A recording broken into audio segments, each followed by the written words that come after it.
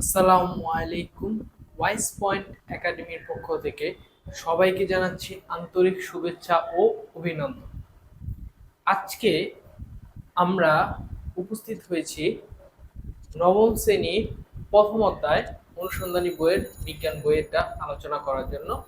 আমরা নবম অনুসন্ধানী বিজ্ঞান বইয়ের প্রথম অধ্যায় নিয়ে আজকে আমরা আলোচনা করব। আমাদের আজকের আলোচ্য টপিকগুলো হলো 1.1 অর্থাৎ 2024 সাল অনুযায়ী তোমাদের পৃষ্ঠা 4 এবং 5 এই দুই পৃষ্ঠার ভাবনার খোরাক অর্থাৎ 1.1 এর ভাবনার খোরাকগুলো অংশগুলো হলো 1.1.1 এবং 1.1.2 এই দুই পাঠ্যের আমরা ভাবনার খোরাকগুলো নিয়ে আজকে আলোচনা করব। আলোচনা শুরুর পূর্বে তোমাদের কাছে আবেদন সেটা হলো যে তোমরা যারা আমাদের ইউটিউব চ্যানেল ভয়েস পয়েন্ট এবং ফেসবুক পেজ এবং ফেসবুক গ্রুপে যারা এখনো জয়েন হও নাই, ইউটিউব চ্যানেল সাবস্ক্রাইব করো নাই, তারা অবশ্যই আমাদের ফেসবুক পেজ গ্রুপ এবং ইউটিউব চ্যানেল সাবস্ক্রাইব করবে, যাতে আমাদের আপডেটগুলো তোমরা খুব সহজে জানতে পারো এবং তোমাদের সাথে আমাদের যোগাযোগের যেই মাধ্যম অর্থাৎ তোমাদের যখন কোনো সমস্যা হবে তোমরা যাতে খুব সহজেই আমাদের সাথে যোগাযোগ করতে পারো, এই জন্য গ্রুপগুলা এবং ইউটিউব চ্যানেলে যে কমেন্ট বক্স আছে এখানে অবশ্যই তোমরা আমাদেরকে লিখে জানাবে। তো চলো আজকে আমরা ক্লাসটা শুরু করি। আজকে আমরা যে ক্লাসে যে টপিকগুলো পড়াবো সেই টপিকগুলো আমার হাতের ডান সাইড এবং বাম সাইডে লিখে রেখেছি। সর্বপ্রথম আমার হাতের ডান সাইডে যে অংশগুলো আছে সেগুলো নিয়ে যদি আমি একটু পড়ি। কাঁথা বা কম্বলকে লাঠি দিয়ে পিটিয়ে ধুলো বের করা হয় কেন? এখন ভাবনার খোরাক সম্পর্কে যারা জানো, আমি মনে করি যে তোমরা সবাই মোটামুটি এখানে বুঝতেছো বা জানো যে ভাবনার খোরাক বিষয়টি কি। যারা একবার হলো বইটাকে নিয়ে একটু কি বলে দেখেছো ভালোভাবে, তারা এই বিষয়গুলোর সাথে অবশ্যই ফেস হয়েছো। তাও আমি তোমাদের সকলের সুবিধার্থে এই বিষয়টা নিয়ে আবার একটু আলোচনা করি যে ভাবনার খোরাক এই বিষয়টা কি। ভাবনার খোরাক হলো মূলত এরকম, যেটা আমরা এভাবে বলতে পারি যে তুমি একটা অধ্যায় অর্থাৎ একটা অধ্যায়ের একটা টপিক সম্পর্কে যখন পড়বে, আমরা এখন যে বিষয়টা দেখব এখানে বলা হয়েছে যে কাঁথা বা কম্বলকে লাঠি দিয়ে পিটিলে ধুলা বের করা হয় যে কেন। এখন আমরা শীতকালে অনেকেই দেখব যে দড়িতে কম্বল এগুলো কি শুকাইতে দেওয়া হয়।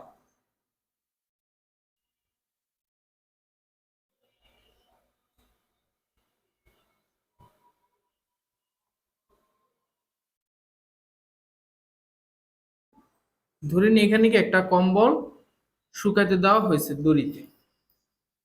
তো এখন দেখা যায় এরকম যে এই কম্বলটা শুকানোর পরও লাঠি দিয়ে এই কম্বলের উপরে আঘাত করা হয়, পিটানো হয় এই কম্বলের উপর। এর কারণ কি? এই কম্বলটার উপরে লাঠি দিয়ে আঘাত করার কারণ কি? যখন এই জিনিসটা একটু স্লো মোশনে দেখা ট্রাই করব, যে আমি যখন একটি লাঠি দিয়ে এই কম্বলটার উপর এভাবে আঘাত করব, এভাবে কি আঘাত করার ফলে এই কম্বলটা কি পিছনে চলে যাবে এবং জড়তার কারণে স্থিতি জড়তার কারণে ধুলো বালুগুলা কি হবে ওই জায়গায় থেকে যেতে যাবে, কম্বলের সাথে যাবে, কিন্তু খুব জোরে যখন যাবে জড়তাটা অনুভব আমরা তখনই করি যখন হঠাৎ করে কি অবস্থানের পরিবর্তন হয়। আমি এখন স্থির আছি, হ্যাঁ, হঠাৎ করে যদি আমি একটা গাড়ির মধ্যে বসে আছি, হঠাৎ করে যদি গাড়িটা কি হয় খুব জোরে হ্যাঁ যাত্রা শুরু করে, তাহলে কি আমি বুঝতে পারবো যে আমি একটা পিছনে বল অনুভব করতেছি। কিন্তু আমি বসে আছি, গাড়িটা আস্তে আস্তে আস্তে আস্তে করে কি তার গতি বাড়ালো, এক্ষেত্রে কিন্তু আমি বুঝতে পারবো না যে আমার জড়তার বিষয়টা। তো কম্বলের ক্ষেত্রে যখন আমি হুট করে জোরে আঘাত করি তখন কম্বলটা ঠিকই পিছনে যায় এবং ধুলোগুলা এই যেহেতু খুব জোরে কম্বলটা পিছনে গেছে যার ফলে ধুলাগুলো কি একটু পিছনে চলে আসে এবং ধুলাগুলো কি উড়ে যায়। ঠিক একই ভাবে এরকম ভাবে তুমি অনেককেই দেখবা যে যখন ঘর ঝাড়ু দেওয়া হয় তখন ঘরের যে পাপস বা যেখানে আমরা পা মুছি ওই অংশটাকে কি পিটানো হয়, যার কারণ কি, বা জোরে জোরে ঝাঁকানো হয়। এবার যখন আমরা কাপড় কি করি, কাপড় ধোয়ার পরে কাপড় কি মেলার আগে কি একটা ঝাঁকি দিই, বা একটা কি করি আমরা কাপড়টাকে বাড়ি দিয়ে নিই, হ্যাঁ, এরকম করে জোরে কি একটা আঘাত করি। এর ফলে কি হয়, পানির বিন্দুগুলা জড়তার কারণে কি সরে যায়, কাপড় থেকে কি হয়ে যায়, সরে যায়। খুব জোরে যখন আমরা কাপড়টাকে ছাড়ি তখন পানির বিন্দুগুলো কি পিছনে চলে যায় এবং কাপড়টা কি সামনের দিকে অগ্রসর হয়। এই জিনিসটাকে হয় মূলত স্থিতি জড়তার কারণে। স্থিতি জড়তার কারণে ধুলোবালি, পানি, এই সকল বস্তুগুলো কি আগের জায়গায় থাকতে চায় এবং কম্বল, তারপর কাপড়, এগুলো কি পিছনে চলে যায়। এর ফলে কি স্থিতি জড়তার কারণে এই বিষয়টা গুলা হয়। এই গেল আমাদের এই কাঁথা বা কম্বলের বিষয়টা। তো আমরা এটার উত্তর কি পাইলাম, এটা হলো স্থিতি জড়তার কারণে। কিসের কারণে স্যার? স্থিতি জড়তার কারণে। তাহলে আমাদের একটা ওকে। তারপর আমরা যে বিষয়টা আজকে দেখব, আমাদের দ্বিতীয় যে বিষয়টা, সেটা হলো স্পিন বোলার মোটামুটি এক জায়গায় দাঁড়িয়ে বল করে, কিন্তু পেস বোলার দূর থেকে ছুটে এসে বল করে, তার কারণ কি? বিষয়টা একদম সহজ। স্পিন বোলারে স্পিন যে বল, এই বলের কি থাকে না, তেমন গতি থাকে না। স্পিন বলটাই মূলত হয় কি আস্তের, এবং মূলত এই বলটার করার উদ্দেশ্য হলো ব্যাটসম্যান যিনি থাকবেন বা যিনি আছেন তাকে কি একটা ধোকা দেওয়া। অনেক সময় গুগলি, লেগ স্পিন, অফ স্পিন, এগুলো যখন করা হয় তখন বলারের কি একটা গতি, মনে হয় বলটা খুব জোরে আসবে অথচ বলটা কি আসতে এসেছে। আবার এরকম হয় মনে হয় বলটা খুব জোরে আসবে, ব্যাটার আগে ব্যাট চালায় কিন্তু বলটা কি আসতে আসে, যার ফলে কি হয়তো উইকেট বা আউট, উইকেট পড়ে যায়, আউট হয়ে যায়। তো এই বিষয়গুলো দ্বারা আমরা বুঝতে পারতেছি যে স্পিন বলার আমার কি গতির প্রয়োজন। এখন পেস বলার, পেস মানে হলো গতি। আমি যখন একটা গতির বল করব অবশ্যই আমার কি করতে হবে, গতি প্রয়োজন। তোমরা যারা ক্রিকেট খেলা দেখো বা ক্রিকেট ম্যাচগুলা লক্ষ্য করো, তারা দেখবে বা জানো যে পেস বোলার করার সময় কি হাতের কোনোই এটা সম্পূর্ণ সোজা থাকতে হয়। তুমি কোনোভাবে এটাকে কি বাঁকানো সম্ভব নয়। এখন তুমি যদি বাঁকাইতে পারতা তাহলে তোমার কিন্তু কি হতো না, খুব জোরে দৌড়ে এসে বল করতে হতো না। তুমি যদি কোনোই বাঁকায় বল করতে পারতা সেক্ষেত্রে তুমি খুব স্পিডলি পেস দিয়ে কি বলটা করা যেত। এখন যেহেতু বলের পেস দরকার কিন্তু আবার হাত বা কোনো ভাঙা যাবে না, এই ক্ষেত্রে যিনি পেস বলার থাকেন উনি খুব দূর থেকে দৌড়ে আসে এবং বলটার মধ্যে তখন এই দূর থেকে দৌড়ে আসার ফলে বলটার মধ্যে কি একটা গতির সৃষ্টি হয়। যখন বলার কি করে হাতটা ঘুরে বলটাকে ছাইড়া দেয়, যখন যেভাবে আমি বলটাকে ধরে ওইভাবে ছাইড়া দিলাম, তখন বলটার মধ্যে তো অলরেডি একটা গতি আছে, তারপরে আবার বলার যখন জোরে হাতটা ঘুরায় এর মধ্যে কিন্তু আরেকটা কি হয়, গতি তৈরি হয়। এবং এই গতিগুলার ফলে এর মধ্যে একটা গতি জড়তার সৃষ্টি হয়ে থাকে। এই গতি জড়তার কারণে এই বলটা কি কি বলে, গতি জড়তার ফলে এই বলটা গতিশীল থাকতে চায়, যার ফলে পেস বলের বলটা কি হয়, গতি হয়। তাইলে আমরা বুঝতে পারলাম প্রথমটা ছিল স্থির জড়তা, দ্বিতীয়টা হলো কি গতি জড়তা। অর্থাৎ একটা বলার যখন বলটা নিয়ে খুব জোরে দৌড়ায় আসে তখন বলটার মধ্যে একটা গতি জড়তা কাজ করে বা গতি থাকে, এবং বলটা যখন বলার মুক্ত করে দেয়, তার হাত থেকে মুক্ত করে দেয়, তখন এই গতি জড়তার কারণে এই বলটা খুব সজোরে ব্যাটসম্যানের নিকট কি হয়, অগ্রসর হয়। তাহলে আমরা বুঝতে পারতেছি যে ভাবনার খোরাকের দ্বিতীয় অংশটার কারণ কি, প্রথম অংশটার কারণ স্থির জড়তা, এবং দ্বিতীয় অংশটার যে কারণ সেটা হলো কি গতি জড়তা।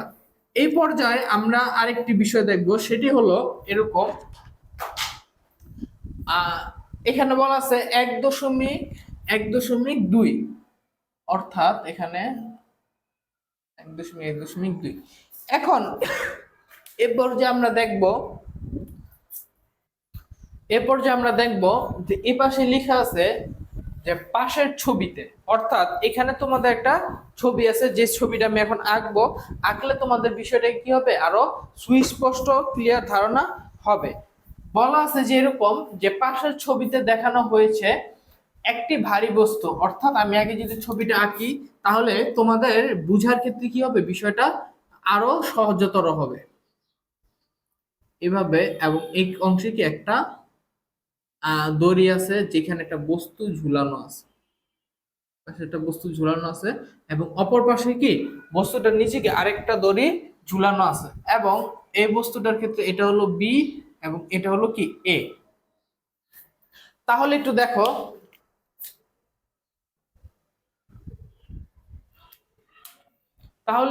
এখানে কি আছে, যে পাশের ছবিতে অর্থাৎ এই ছবিতে দেখানো হয়েছে একটি ভারী বস্তু সুতা দিয়ে ঝুলছে এবং বস্তুটির নিচে বাঁধা আরেকটি সুতা ঝুলছে, অর্থাৎ এই যে এখানে কি আরেকটি সুতা ঝুলছে। নিচে সুতা ধরে হ্যাচকা টান দিলে, অর্থাৎ হ্যাচকা টান বলতে এখানে কি জোরে একটা টান দেওয়ার কথা বোঝানো হয়েছে। হ্যাচকা টান দিলে এই অংশের, অর্থাৎ এই যে এই অংশের এই অংশের এবং ধীরে টান দিলে বি অংশের সুতা ছিঁড়বে কেন, ব্যাখ্যা চেয়েছে। অর্থাৎ আমি বিষয়টা আরো সহজভাবে তোমাদের বলি। ধরো এটা একটা ছাদ, একটা উপরে যে কোনো কিছু যার সাথে কি একটা সুতা মানে বি অংশে একটা সুতা ঝুলানো আছে। এখন এই বি অংশের শেষ ভাগে একটা বস্তু আছে, শেষ ভাগে কি একটা বস্তু বাঁধা এবং বস্তুর নিচে অর্থাৎ বস্তুর নিচ বরাবর আরেকটি সুতো মুক্ত অবস্থায় বাঁধা বা বেঁধে ঝুলানো অবস্থায় রয়েছে। এখন আমি যদি এই অংশে এভাবে ধরে আমি সুতাটা একটু বড় করি, আমি ধরো এই সুতাটার এই অংশে ধরে জোরে এইভাবে কি করলাম, একটা টান দিলাম। এখন আমি এই অংশ ধরে যখন জোরে টান দিব তখন আমার এই যে এই সুতা, এই যে এই সুতা এটা কি ছিঁড়বে। যখন আমরা জোরে টান দিব অর্থাৎ জোরে টান দিলে এই অংশে সুতা ছিঁড়বে এবং ধীরে টান দিলে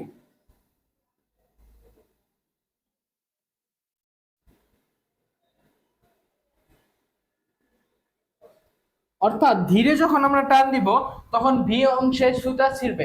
এটা রিজন কি স্যার, এটা কারণ কি, কেনটা এমনটা হবে?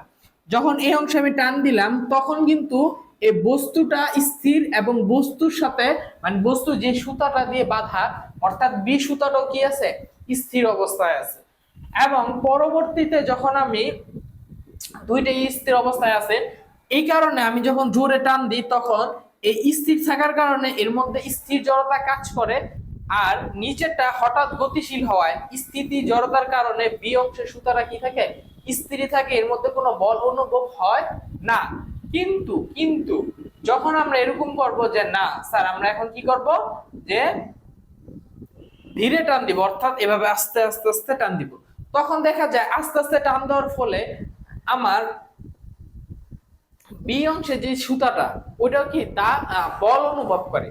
বি অংশের যেহেতু আমি আস্তে আস্তে ধীরে ধীরে টান দিচ্ছি এর ফলে বি অংশের সুতাটা কি আমার বল অনুভব করবে, যার ফলে দেখা যায় এরকম যে আমি যখন ধীরে টান দেই তখন কি বি অংশের সুতাটা ছিঁড়ে যায় এবং জোরে টান দিলে বি অংশটা স্থির জড়তার কারণে কি কোনো বল কোনো প্রকার বল বা কোনো টানই অনুভব করে না, এর ফলে কি বি অংশের সুতাটা অক্ষত থাকে অথবা ছিঁড়ে না।